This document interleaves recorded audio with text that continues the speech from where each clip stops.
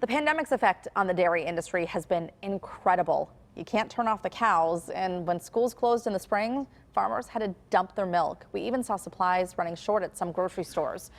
So what's the situation now? New this morning, that's what John Shumway is looking into this morning as people are getting themselves a bowl of cereal. Yeah, absolutely. And for those of us who are consuming, we rarely are finding shortages now in the grocery store on the shelves.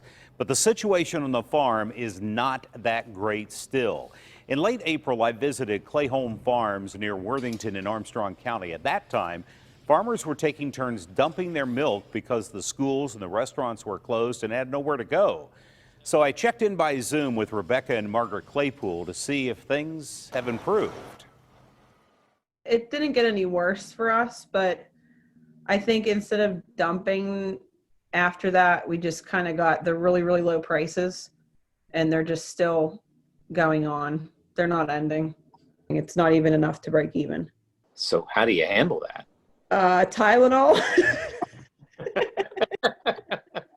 Well, good spirits obviously help. I mean, the fact is the cows still have to be milked a couple of times a day, and there's really no alternative but to keep going, right? Right. Yeah. And some of the government programs have helped a lot trying to offset these bad prices. Yeah, a lot of the COVID relief that President Trump gave, it really saved us. If we didn't have that, we'd probably definitely be out of business by now.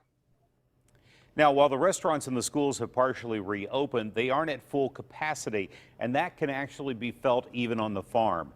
More on that and what the ladies say would help that we could all do coming up in our next half hour. John, I believe it was your report a couple months ago where we saw all that milk being dumped because they had nothing, they couldn't do anything with it. Yeah, we're talking about over 7,000 gallons at a time they were dumping at a cost of something like $10,000 each time. A lot of money lost that they'll never be able to make up. Yeah. All right. Thanks so much, John.